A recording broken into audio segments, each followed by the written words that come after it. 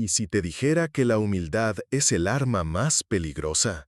Hoy no te traigo la historia de una víctima, sino la de una estratega fría y brillante que usó la bondad como veneno. Su venganza, planeada durante años, es tan perfecta que te helará la sangre y te hará cuestionar quién es el verdadero monstruo. Elena Soto vivía en un mundo pintado en tonos de gris.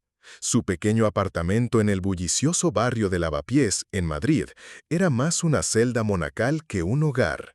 Cada objeto tenía su lugar, cada superficie estaba impecable, como si el orden externo pudiera de alguna manera contener el caos que ardía en su interior. Las paredes, sin embargo, contaban otra historia. Parecían exudar la humedad de décadas de sueños rotos, no solo los suyos, sino los de generaciones de personas que habían luchado y perdido en esa misma ciudad.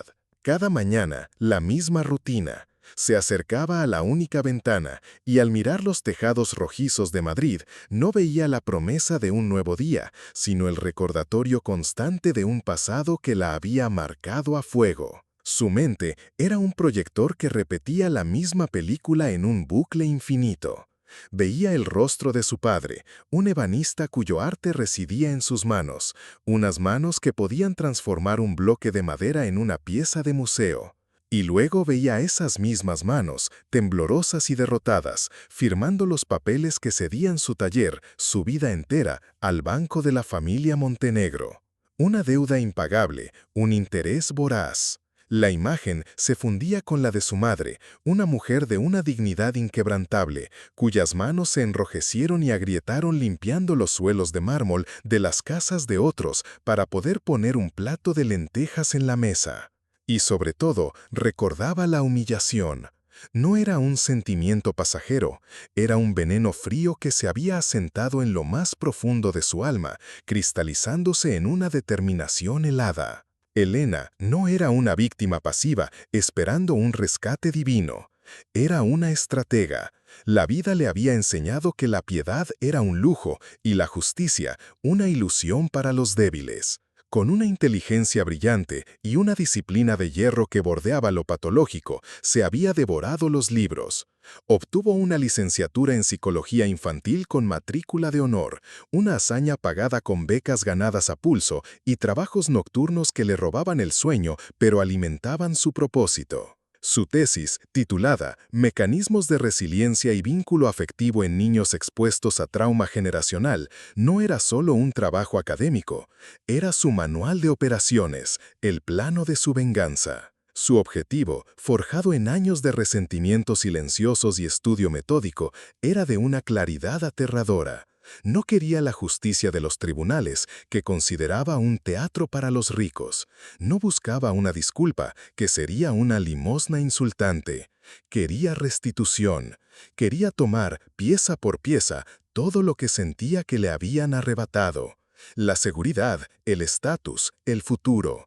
Y sabía, con la certeza de un depredador que huele a su presa, que la única puerta de entrada al mundo amurallado que la había aplastado era a través de su eslabón más débil, el heredero de la fortuna Montenegro, un hombre que según sus exhaustivas investigaciones en redes sociales y crónicas de sociedad, estaba fundamentalmente roto por dentro. Un viudo rico, un padre fallido. Era la grieta perfecta en una fortaleza inexpugnable.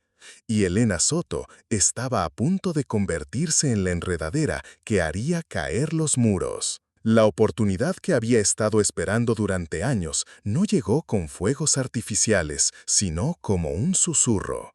Un anuncio discreto en un portal de empleo de élite, tan sobrio que casi parecía una trampa. Se busca institutriz y compañera de juegos para niña de 7 años, residencia en La Moraleja. Se requiere discreción absoluta y formación demostrable en psicología o pedagogía. Era eso, la puerta dorada. Elena leyó las palabras una y otra vez, sintiendo cómo el veneno frío de su determinación se avivaba. Preparó su asalto con la precisión de un cirujano planeando una operación a corazón abierto. Su currículum fue una obra de arte de la omisión calculada y la presentación estratégica. Su apariencia, un estudio de la virtud simulada. Se vistió con ropa sencilla y elegante, de segunda mano pero impecable. Un vestido gris perla que no gritaba ni susurraba, simplemente existía. Proyectaba una imagen de dignidad humilde, de una inteligencia que no necesitaba alardear. Era la mujer que cualquiera querría para cuidar de su hijo, segura, serena, sin ambiciones aparentes. La entrevista fue en la propia mansión Montenegro, una fortaleza de cristal y mármol blanco que parecía diseñada para intimidar y aplastar a los indignos. El aire en su interior era frío y olía a dinero viejo y a lilas. Mateo Montenegro, el viudo heredero, la recibió en un salón que parecía más un museo que una sala de estar. Era un hombre con la tristeza alojada permanentemente en los hombros, con una mirada cansada que no se correspondía con su traje italiano a medida. A su lado, como una estatua de granito vestida de Chanel, estaba su madre, doña Inés Montenegro, la matriarca.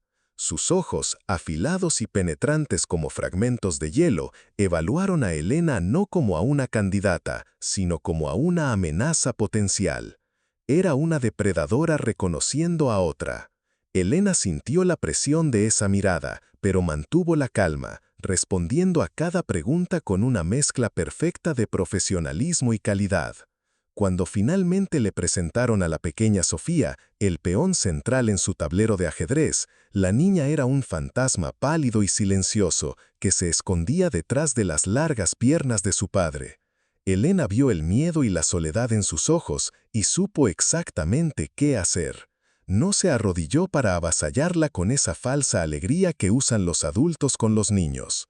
No le ofreció un caramelo ni le hizo una pregunta estúpida, simplemente se sentó en la alfombra persa a una distancia prudente y comenzó a hablar en voz baja sobre un pequeño gorrión con un ala rota que había visto en el jardín de la mansión.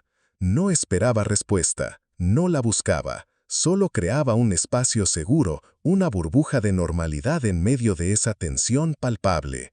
Fue ese gesto, esa asombrosa comprensión de los límites y del lenguaje del trauma, lo que convenció a Mateo.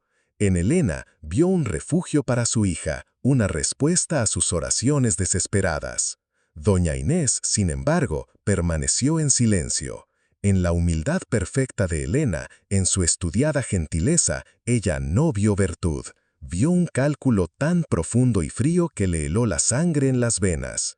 Pero la decisión ya estaba tomada. El hombre roto había mordido el anzuelo. Elena Soto, la chica del barrio de Lavapiés, había entrado en la fortaleza. El juego había comenzado.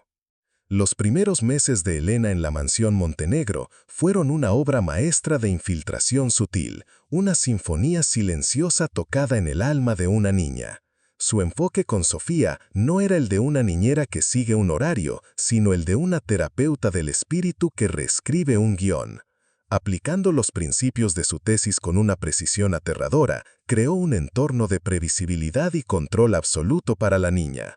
No usaba la disciplina del castigo, que genera resistencia, usaba la lógica implacable de las consecuencias naturales, enseñándole a Sofía que el mundo, bajo su vía, tenía sentido.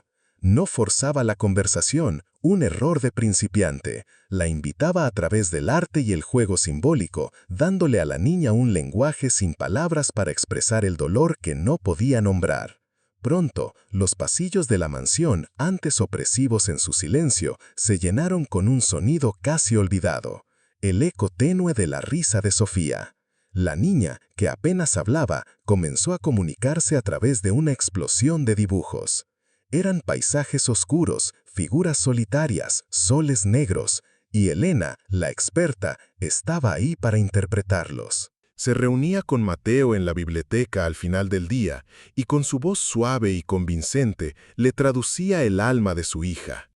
«Este color oscuro aquí, Mateo, no es tristeza», le decía, señalando una mancha negra en el papel. «Es un espacio seguro, una cueva que está creando para procesar la ausencia de su madre. Es un signo de un progreso inmenso, no de regresión». Mateo, un hombre desesperado por cualquier señal de esperanza, se aferraba a cada palabra de Elena como si fuera un evangelio. La veía como un milagro, una luz en la densa oscuridad que había envuelto su vida desde la muerte de su esposa. Era su salvadora. Doña Inés, por su parte, observaba desde la distancia, desde el trono de su experiencia. Veía cómo Elena, con la paciencia de una araña tejiendo su tela, envolvía a su hijo y a su nieta en hilos de seda, invisibles pero irrompibles. Reconocía la técnica, la precisión clínica de cada gesto, la frase perfecta en el momento perfecto. Y eso la aterraba. No veía a una sanadora, veía a una estratega. Intentaba hablar con Mateo, advertirle, pero sus palabras, antes ley, ahora sonaban a los celos de una anciana desplazada. ¿No te parece un poco perfecta?, le preguntó una noche mientras cenaban en un silencio tenso. Demasiado perfecta. Nadie es así, Mateo. Mateo suspiró, la frustración tensando su mandíbula. Mamá, por primera vez en 2 años, mi hija sonríe. Por primera vez, duerme toda la noche. ¿No puedes simplemente alegrarte por eso? En ese momento, Inés se dio cuenta de que estaba completamente sola en su sospecha. La batalla no era por la niña, la batalla era por el control de la narrativa. Y Elena era una narradora maestra.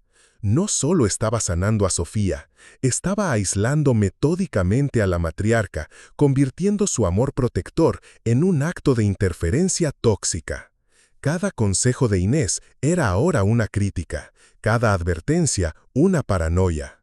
Elena no había necesitado levantar un muro, simplemente había convencido a Mateo de que el amor de su madre era una jaula. El cumpleaños de Sofía se convirtió en el primer campo de batalla abierto. Doña Inés, siguiendo la tradición familiar como si fuera un mandato divino, había organizado una fiesta ostentosa, un circo de riqueza para una niña de 7 años. Había docenas de niños de las familias más importantes de Madrid, cuyos apellidos pesaban más que sus mochilas. Había un pony con lazos de seda, un mago traído de Londres y una tarta de 5 pisos que parecía una maqueta.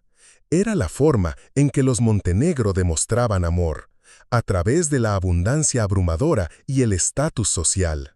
Para Inés, la fiesta no era para Sofía, era una declaración de poder, una reafirmación de su lugar como la matriarca que todo lo provee. Elena, por supuesto, había previsto este movimiento con semanas de antelación.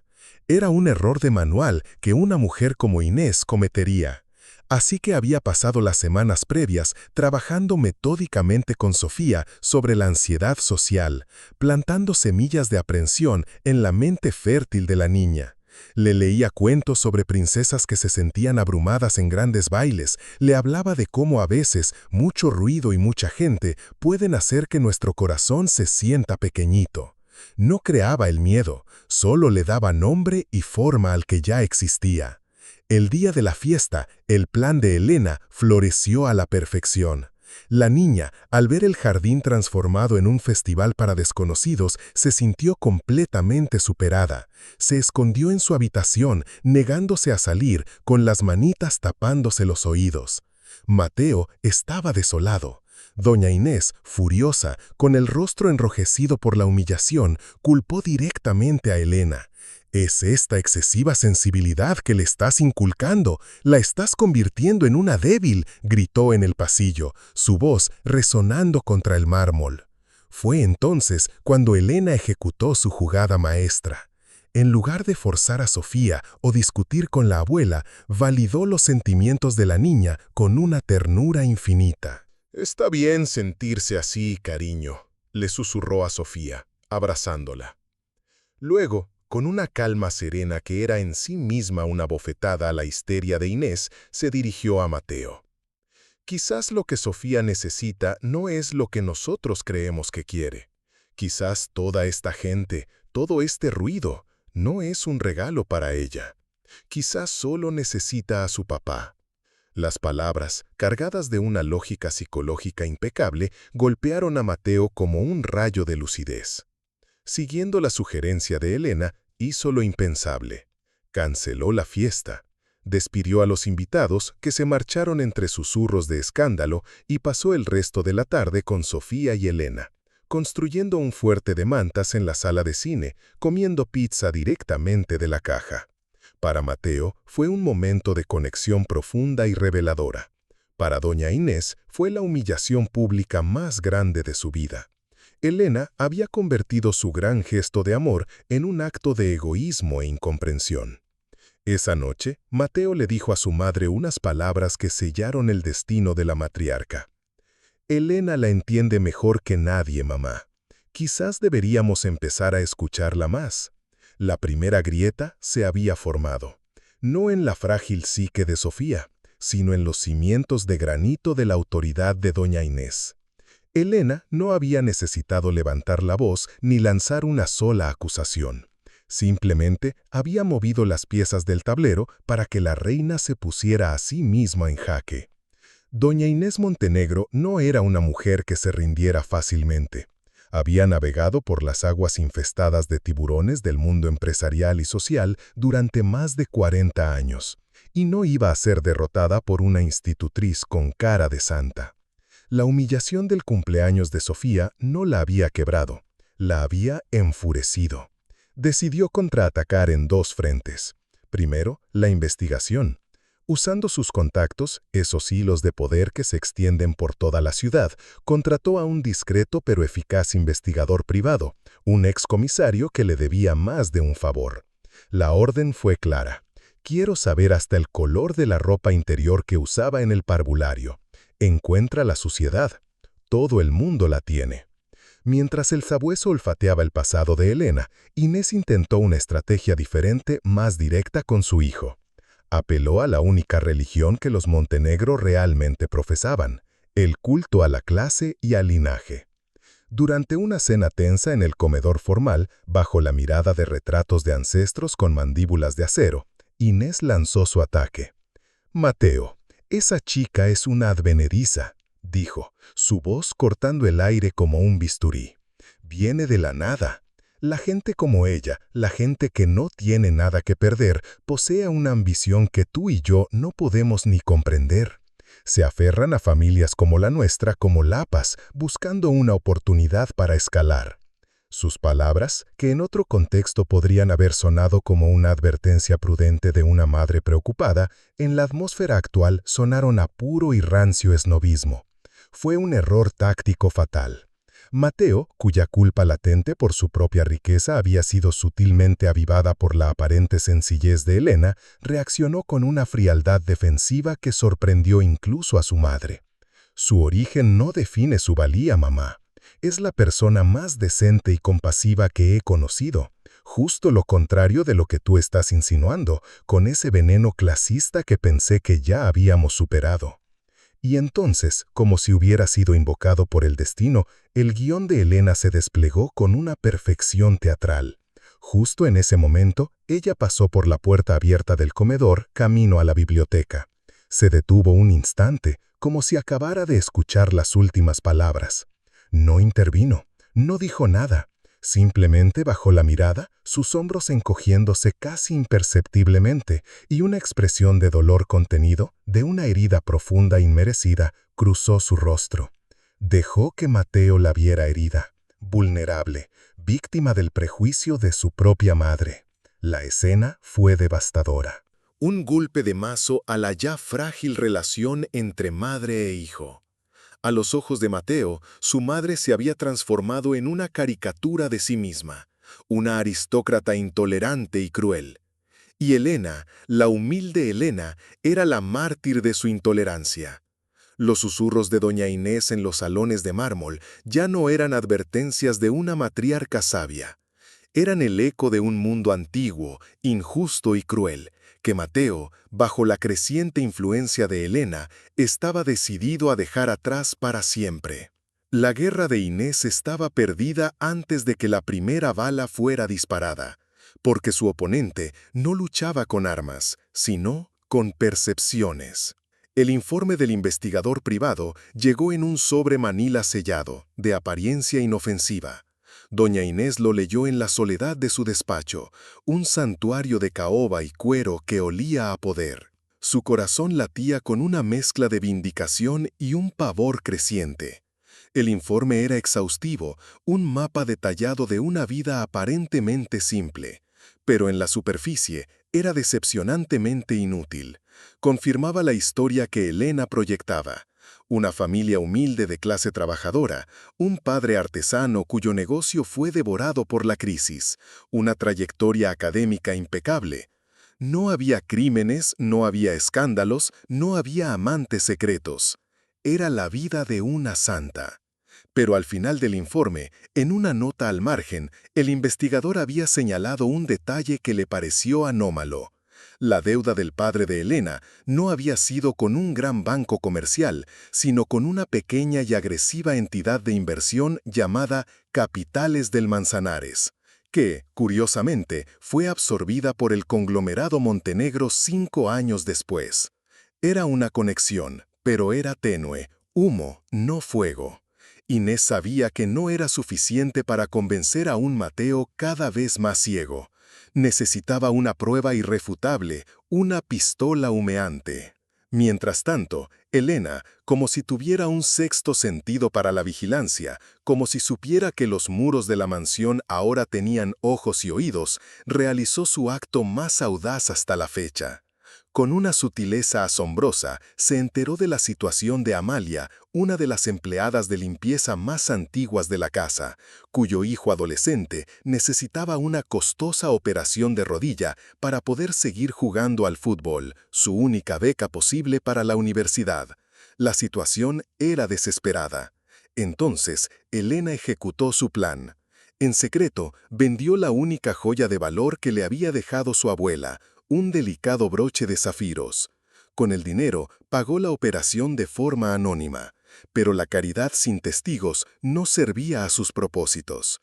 Por supuesto, accidentalmente dejó el recibo de la venta de la joya y una nota del hospital sobre la operación del chico dentro de un libro de poesía que sabía que estaba leyendo. Cuando él la confrontó, con el libro en la mano y una mirada de asombro y admiración, ella lo negó con una humildad conmovedora. «No hice nada, Mateo. Por favor, no digas nada. Fue solo lo que cualquier persona con corazón habría hecho». El acto la elevó al estatus de santa a los ojos de Mateo, y, a través de los inevitables chismes del personal, de toda la casa. Era un ángel, la encarnación de la bondad desinteresada. Cuando una semana después doña Inés intentó presentar su evidencia sobre la nebulosa conexión del banco, Mateo la miró con una decepción tan glacial que podría haber congelado el fuego de la chimenea. «Después de lo que ha hecho por el hijo de Amalia, ¿vienes a mí con estas teorías conspirativas, con estos papeles que no prueban nada? ¿No ves que estás obsesionada, mamá, que tu prejuicio te ciega?» Hizo una pausa, y las siguientes palabras fueron la sentencia de muerte para las esperanzas de Inés. «Elena es pura bondad, y creo que me estoy enamorando de ella». La máscara de la virtud de Elena era ahora impenetrable. Estaba forjada con los actos más nobles y cementada con la ceguera voluntad de un hombre enamorado. Inés se dio cuenta de que no luchaba contra una mujer, sino contra un ideal. Y contra un ideal no hay arma que valga. Con su posición asegurada en el corazón de Mateo y con el amor de él como escudo, Elena intensificó su campaña psicológica.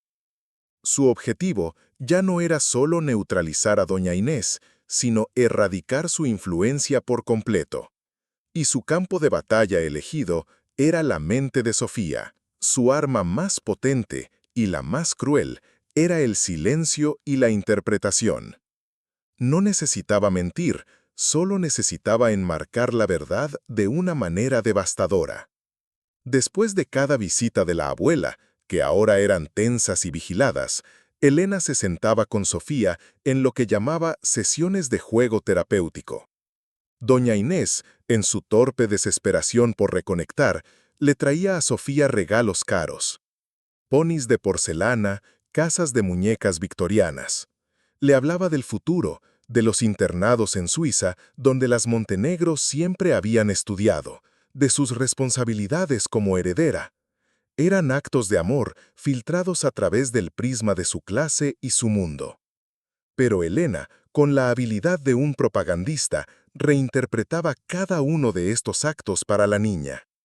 Con una voz suave y comprensiva, le decía a Sofía: «La abuela te quiere muchísimo, Sophie, de una manera muy grande, pero a veces los adultos demuestran su amor de formas que dan un poco de miedo, ¿verdad? Como si quisieran que fueras alguien diferente a quien eres». Usaba la jerga de su profesión para darle a su manipulación un aire de autoridad científica. Hablaba de la ansiedad por el rendimiento que le generaban los regalos, de la presión de las expectativas generacionales que representaban las historias sobre Suiza. Sutilmente, sin levantar la voz, convirtió a la abuela en la fuente de toda la ansiedad de Sofía. La niña, sensible y ahora completamente bajo el hechizo de Elena, comenzó a manifestar los síntomas que le habían sido sugeridos.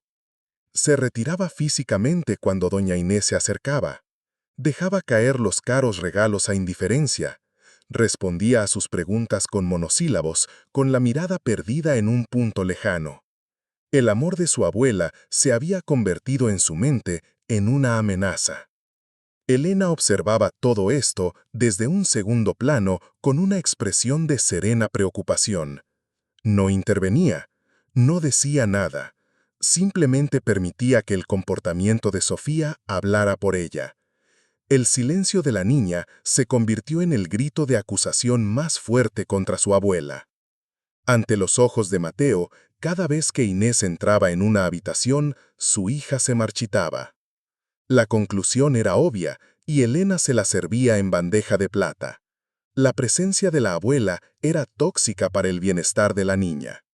No necesitaba mentir, simplemente había enmarcado la verdad de tal manera que el amor torpe pero genuino de una abuela parecía tiranía, y su propia y calculadora influencia un santuario de libertad y comprensión. Era una guerra psicológica, y doña Inés la estaba perdiendo sin siquiera saber que las balas eran las propias emociones de su nieta, redirigidas con una precisión letal. El punto de inflexión, el momento en que todas las tensiones acumuladas detonarían, llegó durante la gala anual de la Fundación Montenegro. Era el evento social más importante del año para la familia, un escaparate de poder y filantropía donde se mezclaban ministros, aristócratas y titanes de la industria. Doña Inés, en un último y desesperado intento por reafirmar su lugar en el centro del universo familiar, había insistido en que Sofía tuviera un pequeño papel en la ceremonia: entregar un ramo de flores al invitado de honor en el escenario. Elena, por supuesto, había advertido en contra con una gravedad profesional. Habló de la fragilidad emocional de la niña, del riesgo de exponerla a tal presión. Pero Mateo, presionado por su madre y por la tradición, cedió. Fue una trampa perfectamente tendida, y Elena observó cómo todos caminaban hacia ella. En los momentos previos a subir al escenario, en el caos silencioso de detrás de las cortinas, frente a cientos de invitados cuyas siluetas se adivinaban bajo las luces, doña Inés se arrodilló para ajustar el lazo del vestido de Sofía. Le susurró palabras de aliento, el tipo de cosas que las abuelas dicen. «Recuerda quién eres, cariño. Una Montenegro, fuerte y valiente. Solo tienes que sonreír». En ese preciso momento, Sofía, condicionada por semanas de sutil adoctrinamiento psicológico, se rompió. No fue un berrinche, fue algo mucho peor. Estalló en un llanto silencioso y aterrorizado, su pequeño cuerpo temblando sin control. Se apartó bruscamente de su abuela, como si su tacto quemara, y corrió hacia la única figura que representaba seguridad en su mundo, Elena, que la esperaba entre bastidores con una estudiada expresión de preocupación. «No quiero», sollozó la niña, aferrándose a las piernas de Elena. «Me da miedo». La escena fue un desastre de proporciones épicas. Para los espectadores que vislumbraron el drama, la óptica era inequívoca. La matriarca de hierro había aterrorizado a su propia nieta.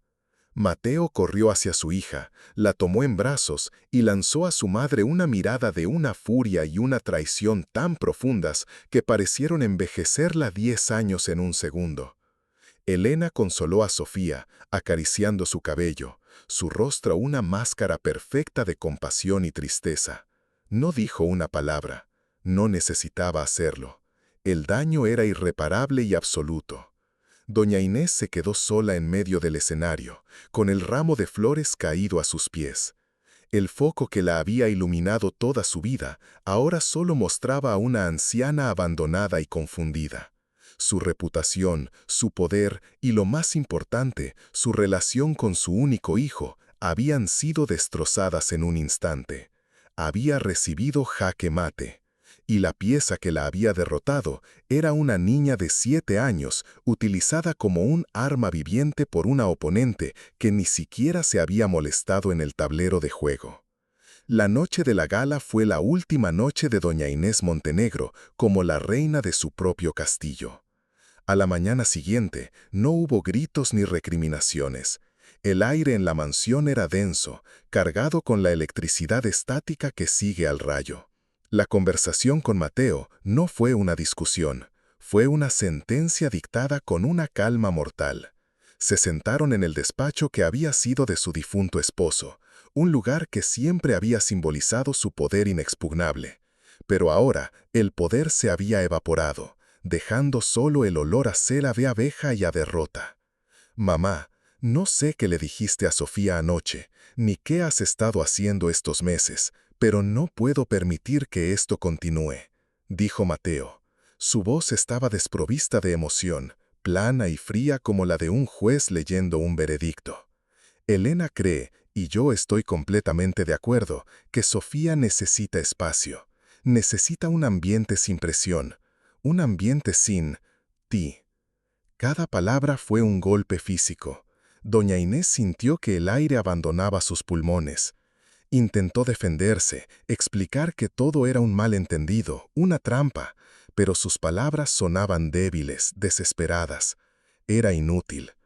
«Ella te ha envenenado la mente, Mateo. Es una víbora que has metido en tu casa, en tu cama». Mateo se levantó, su figura recortada contra los ventanales, dando por terminada la conversación y 40 años de devoción filial.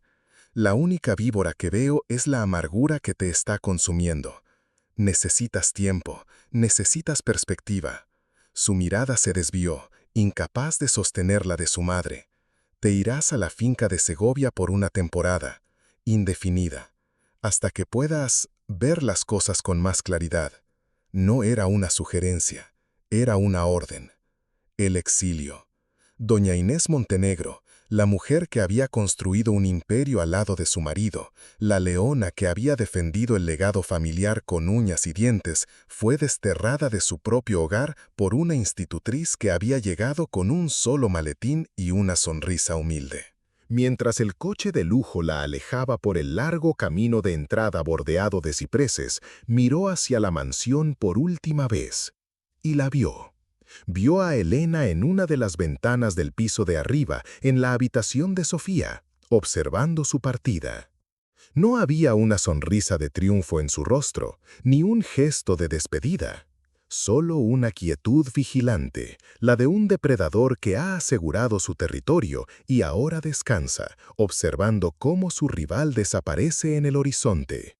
La reina había caído, y el silencio que dejó su partida fue el sonido más dulce que Elena había escuchado en su vida. 6 meses después del exilio de la reina, Elena Soto se convirtió en Elena Montenegro. La boda fue un asunto íntimo y elegante, celebrado en los jardines de la mansión bajo un cielo de junio impecablemente azul.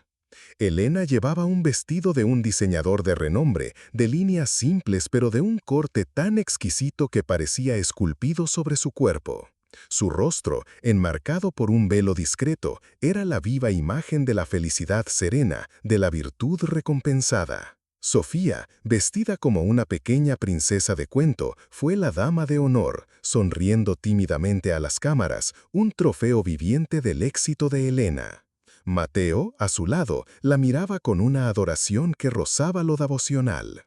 En ella había encontrado la paz, la felicidad, la reconstrucción de una nueva familia sobre las cenizas de la anterior.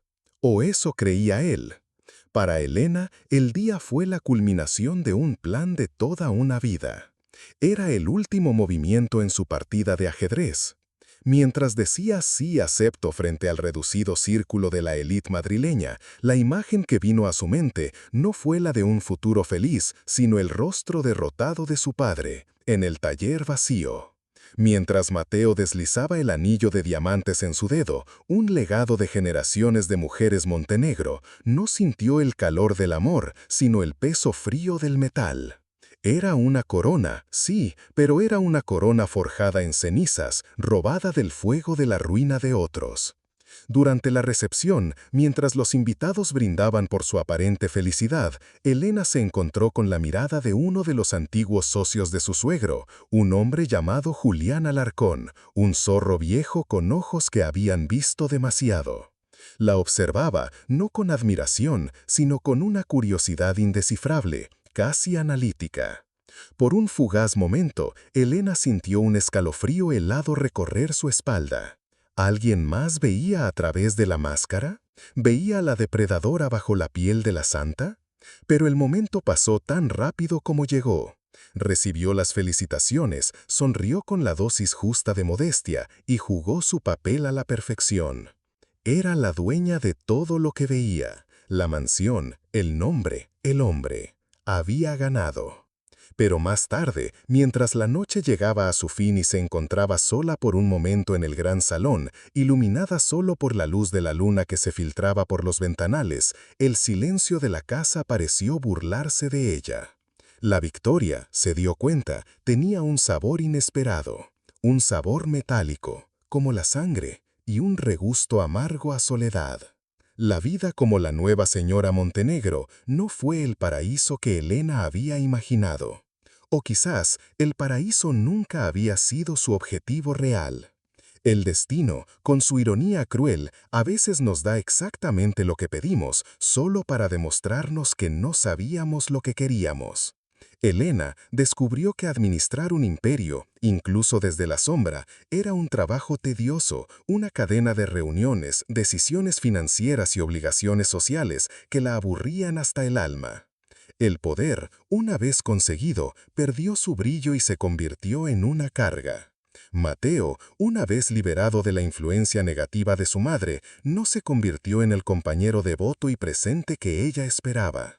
Se sumergió en el trabajo con una ferocidad casi maníaca, viajando constantemente, encadenando reuniones, como si el movimiento perpetuo pudiera protegerlo de los fantasmas de la casa. Creía que estaba proveyendo para su nueva familia, que estaba construyendo un futuro. Pero en realidad estaba huyendo del vacío que se había instalado en la mansión, un vacío que tenía la forma exacta de su madre. Y Sofía, la clave de su ascenso, la pieza central de su estrategia, también cambió. La dinámica de su relación se había basado en una alianza contra una enemiga común, la abuela malvada. Ahora, sin esa figura contra la que unirse, el vínculo intenso y casi simbiótico que tenía con Elena comenzó a desvanecerse, reemplazado por una formalidad distante. La niña se volvió más introvertida que nunca, pasando horas encerrada en su habitación. La terapeuta que la había salvado ahora era simplemente su madrastra, una figura de autoridad más en su vida solitaria, la mujer que se había casado con su papá. Elena se encontraba a menudo vagando por los pasillos silenciosos de la mansión, sus pasos resonando en el mármol frío. Se sentaba en el despacho de doña Inés, ahora suyo, tocando los muebles antiguos, sintiendo el poder que ahora le pertenecía. Pero el poder era una compañía fría, silenciosa. El trono que tanto había anhelado se sentía incómodamente vacío. La familia que había construido era una fachada, un diorama perfecto y sin vida en su interior, una fotografía hermosa sin alma. Se había convertido en la reina de un reino de fantasmas, un reino que ella misma había vaciado. y el único fantasma que la perseguía sin descanso, en el silencio de las noches, era el eco de su propia ambición satisfecha. Descubrió la verdad más amarga de todas. A veces, el castigo más grande no es el fracaso, sino conseguir exactamente lo que deseas. Un día, casi un año después de la boda, un sobre llegó para Elena. No era una invitación a una gala ni una factura de una boutique de lujo. El sobre era de un papel grueso y crema, y llevaba el sello de la finca de Segovia. El corazón de Elena dio un vuelco. No era de un abogado. La dirección estaba escrita a mano, con la caligrafía elegante y firme de doña Inés. Con manos que, por primera vez en años, le temblaban ligeramente, Elena abrió la carta en la soledad del despacho que le había usurpado. Esperaba acusaciones, amenazas, un torrente de odio, pero la carta no contenía nada de eso. Era breve, precisa, y sus palabras eran más afiladas que cualquier insulto, más pesadas que cualquier acusación. Elena, comenzaba, sin ningún saludo. He pasado estos largos meses pensando en ti, no con odio, sino con una especie de asombro clínico. He pensado en tu inteligencia, en tu paciencia de depredadora, en tu increíble y aterradora capacidad para entender los deseos y los miedos más profundos de los demás. Eres, sin duda, la mujer más formidable que he conocido en mi vida. Y es precisamente por eso que siento una profunda e inmensa lástima por ti. Has ganado, sí. Has conseguido la casa, la fortuna, el nombre. Has demostrado ser más fuerte, más fría y más astuta que yo. Te felicito por tu victoria. Pero en tu prisa por tomar mi lugar, en tu obsesión por destruir, no te diste cuenta de lo que realmente estabas demoliendo. No destruiste a una anciana arrogante, destruiste un hogar. Ganaste la casa, pero perdiste para siempre la oportunidad de tener un verdadero hogar.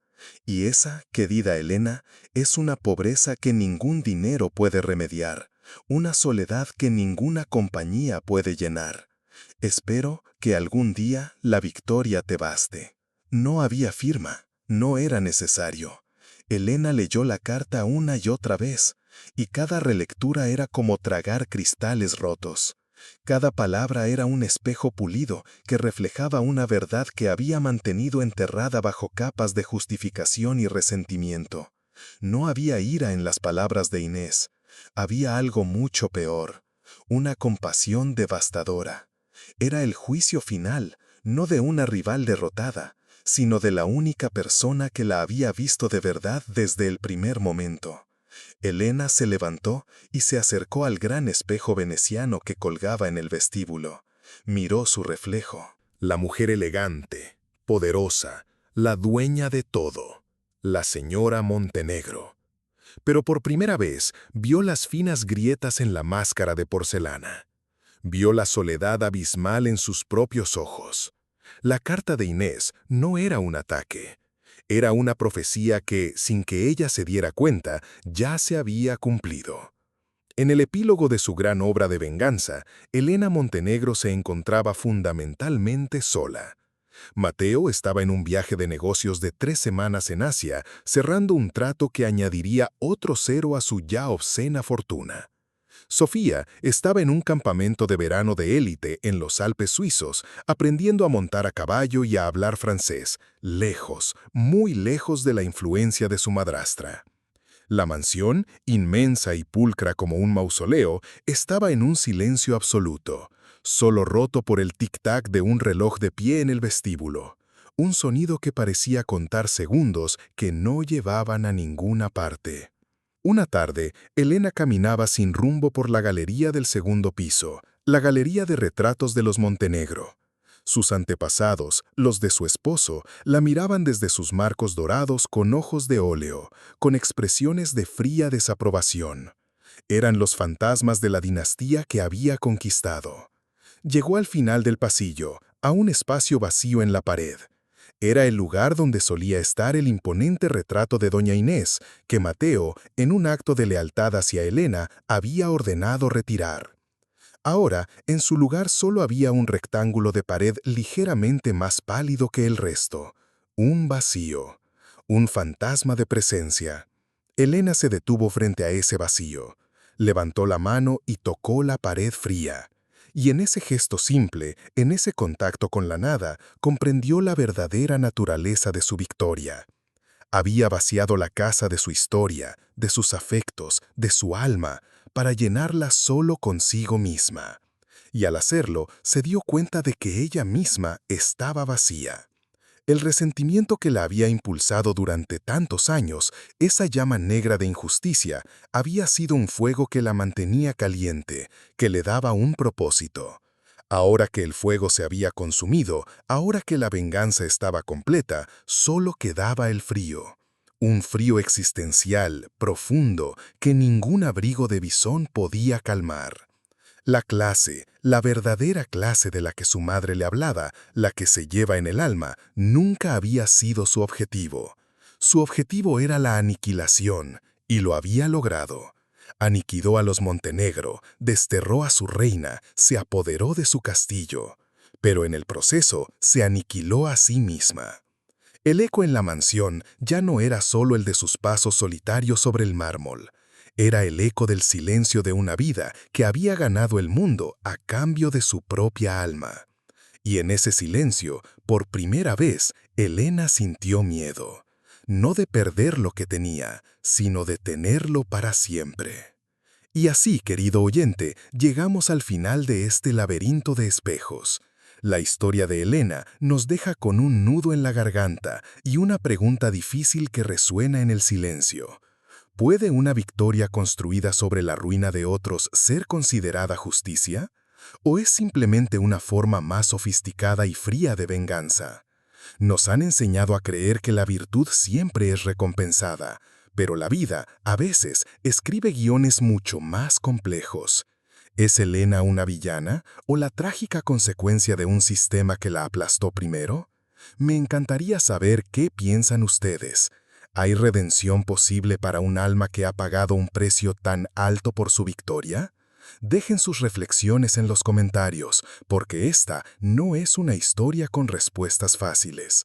Si este relato te ha hecho pensar y ha tocado una fibra sensible en tu corazón, dale un me gusta y compártelo con alguien que necesite reflexionar sobre la naturaleza del poder y la soledad.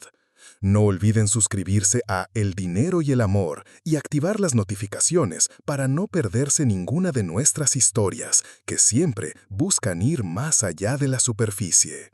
Y ahora, cuéntanos desde qué país nos estás viendo.